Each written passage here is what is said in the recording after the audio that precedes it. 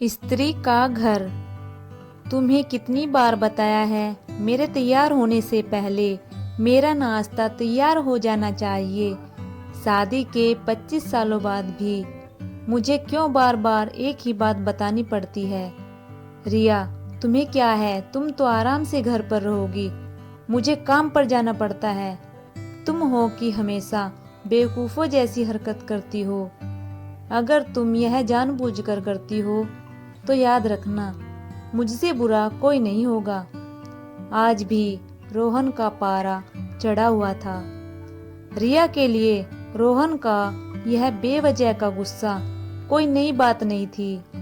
वह महीने में 3-4 बार ऐसे ही रिया पर बरस पड़ता था।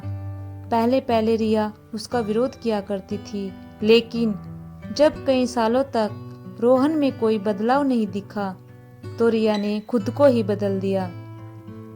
अब रोहन के कुछ भी कहने से रिया को कोई फर्क नहीं पड़ता था। रोहन की हर बात को वो चुपचाप सिर झुकाए सुन लेती थी।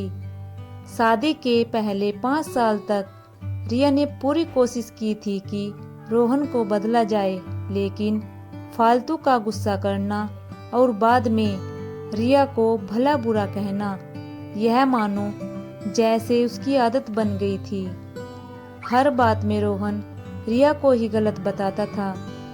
कोई भी वाद विवाद होता तो रोहन सीधा रिया को बोल देता, अगर मैं तुम्हें अच्छा नहीं लगता तो क्यों नहीं चली जाती अपने मायके, क्यों रहती हो मेरे साथ। इतना सब कुछ होने के बावजूद रिया रोहन के साथ रहती थी, क्योंकि उसे अपनी बेटी की फिक्र थी। और वह जाती भी तो कहाँ, अपने बूढ़े हो चुके माँ बाप को इस उम्र में परेशान करना वह नहीं चाहती थी। समाज और लोग क्या कहेंगे, यह भी तो उसे देखना था।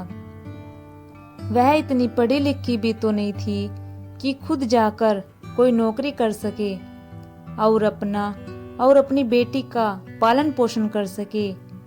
रिया को अब अपनी फिक्र नहीं थी, उसको फिक्र थी तो बस अपनी शादी लायक हो रही बेटी की। रिया नहीं चाहती थी कि पति पत्नी के झगड़े की वजह से काव्या डिस्टर्ब हो। काव्या की पढ़ाई पूरी हो चुकी थी, उसके लिए अब शादी के रिश्ते आने लगे थे। कई रिश्तों को काव्या ठुकरा चुकी थी। 2-3 महीने बाद एक अच्छा रिश्ता आया। रिश्तेदारों और पहचान के लोगों ने भी लड़के के बहुत गुणगान किए थे। रोहन एक शाम अपनी बेटी के पास बैठकर उसे बताने लगा, काव्या बहुत अच्छा लड़का है, पढ़ा लिखा है, बड़ा घर है, बहुत अच्छी नौकरी है। ऐसे रिश्ते बार बार नहीं आते बेटा, इस बार मना मत करना। काव्या अपने पिता से ज्यादा बात नहीं करती थी। शायद डरती थी या शायद नफरत करती थी, लेकिन आज वो अपनी पूरी हिम्मत इकट्ठा कर बोली, मुझे अभी शादी नहीं करनी है पापा, मैं नौकरी करना चाहती हूँ, खुद अपने पैरों पर खड़ी होना चाहती हूँ। हाँ तो उसमें क्या बड़ी बात है, मैंने लड़के से बात की है, वह तुम्हें किसी बात के लिए नहीं रोकेगा। तुम शादी के बाद भी नौकरी कर सकती हो, वह तुम्हें नौकरी के लिए परमिशन दे देगा। रोहन बोला, मेरा नौकरी करना या ना करना उसकी परमिशन पर क्यों डिपेंड रहेगा पापा, काव्या ने पूछा। मैं कह रहा हूँ ना, तुम्हें किसी भी चीज की कमी नहीं होगी वहाँ। ऐसे रिश्ते बार बार नहीं आते, इसे ठुकरा मत, बहुत खुश रहोगी तुम वहाँ, रोहन बोला। पापा क्या मैं उतनी खुश रहूंगी जितनी मम्मी इस घर में खुश है, काव्या ने तंज कसते हुए कहा। आज तुम्हारी जबान कुछ ज्यादा नहीं चल रही, रोहन गुस्से से आंखें बड़ी करते हुए बोला। पापा मुझे शादी ही नहीं करनी है, क्योंकि शादी के बाद अगर वह लड़का आपके जैसा निकला तो मैं क्या करूंगी। मुझे आपके जैसा जीवन साथी नहीं चाहिए, जो बिना बात के मुझ पर हमेशा चिल्लाए। मुझे कुछ भी अपनी पसंद का लेना हो तो 10 बार सोचना पड़े, कहीं वह नाराज ना हो जाए। मेरी तबीयत कैसी भी हो उसे परवाह ना हो। रोटी थोड़ी सी मोटी बन जाए तो घर सर पर उठा ले, उसकी चेक बुक ना मिले तो भी मेरा ही दोष निकाले, और हर छोटी मोटी बात पर मुझे मायके जाने के लिए कहे। काव्या ने अपना दिल खाली करते हुए पापा से सब कह दिया। रोहन का गुस्सा 7वें आसमान पर था, लेकिन उसके मुंह से एक भी शब्द नहीं फूट रहा था। वो काव्या की बातें सुन रहा था। काव्या उतना ही बोलकर चुप नहीं हुई। आज पहली बार वह अपने पापा के सामने इतना कुछ बोल रही थी। पापा, आपने माँ के साथ हमेशा गलत व्यवहार किया है। आप अपने ऑफिस का गुस्सा बिना सोचे समझे माँ पर उतार देते हैं।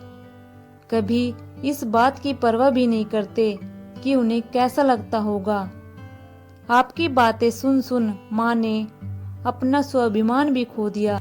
काव्या ने रोहन का हाथ पकड़ा और बोली, पापा, मुझे सिर्फ एक सवाल का जवाब दे दो। क्या आप चाहेंगे कि मेरा पति आपके जैसा हो?